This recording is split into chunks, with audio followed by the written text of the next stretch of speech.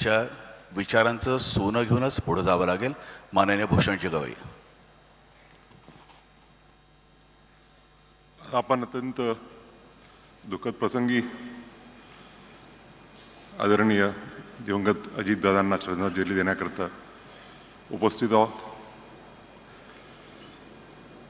28 जानेवारी 2025ची सकाळ महाराष्ट्रासाठीच नव्हे त्या पूर्ण देशासाठी अतिशय ज्याला म्हणतो जीवघेणी अशी ठरली.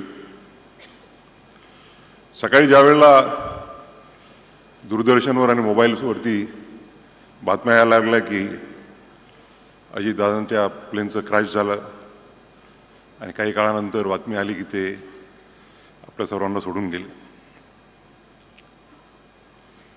सुशीलकुमार शिंदे काकांनी सांगितल्याप्रमाणे माझे वडील दादासाहेब गवई आणि आदरणीय शरद पवार हे अतिशय जवळचे मित्र होते.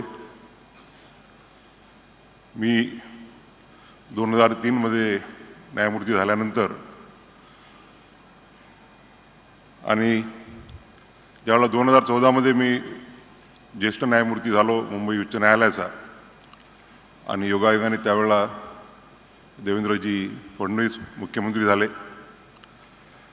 आणि महाराष्ट्रामध्ये ज्युडिशियल इन्फ्रास्ट्रक्चर हे चांगल्या रीतीनं उभं राहावं याकरता आम्ही प्रयत्न केले.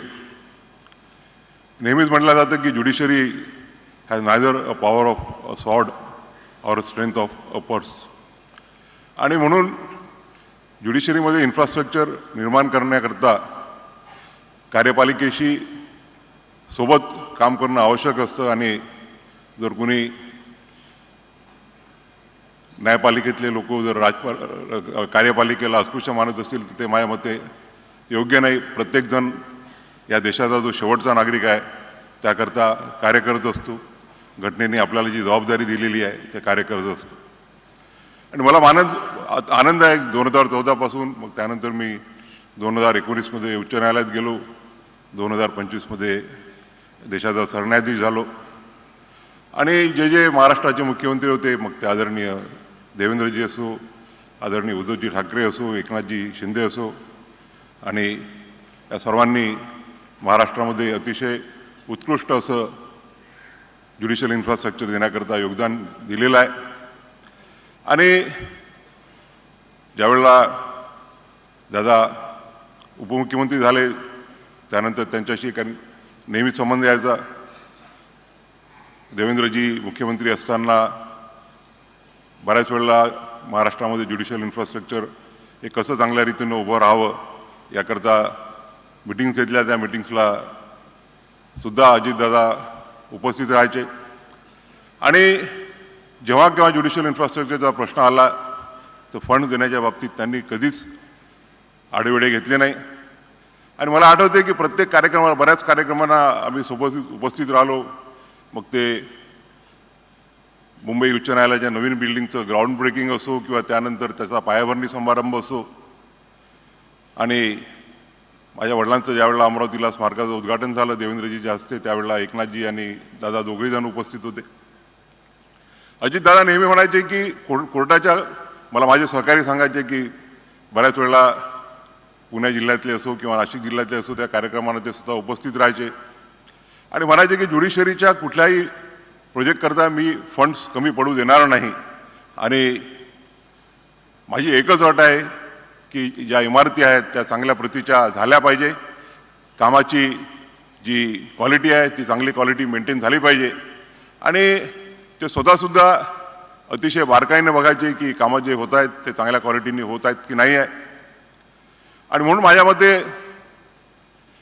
महाराष्ट्रातली आज आपण बघतो की पूर्ण जनता मोठ्या संख्येने इथं उपस्थित आहे. पूर्ण राज्य शोकाकुल झालेलं आहे. सर्वांनी त्यांच्या विविध जे गुण आहेत त्याबद्दल सर्वांनी आपले विचार व्यक्त केले आहेत. माननीय विचार व्यक्त करणार आहेत. पण माझ्या मते महाराष्ट्रामध्ये जे एक अतिशय उत्कृष्ट प्रकारचं ज्युडिशियल इन्फ्रास्ट्रक्चर निर्माण झालेलं आहे किंवा निर्माण होत आहे त्यामध्ये अजितदादांचं योगदान हे कधीच महाराष्ट्र विसरू शकणार नाही आणि या प्रसंगी मी जास्त बोलणार नाही. या प्रसंगी मी एवढीच प्रार्थना करू इच्छितो की जो पवार कुटुंबावरती आमच्या सुनेत्रा बहिणी, त्याचप्रमाणे जय आणि पार्थ यांच्यावरती जे फार मोठं संकट आहे, हे संकट पेलणं, या संकटातून सावरून येणं हे फार कठीण आहे. परंतु ईश्वर त्यांना शक्ती देव की या संकटातून ते बाहेर जाव. संकट तर पूर्ण महाराष्ट्रावर आलेलं आहे. मी या प्रसंगी आदरणीय दादांच्या स्मृतीला भावपूर्ण विनम्र श्रद्धांजली अर्पण करतो. धन्यवाद.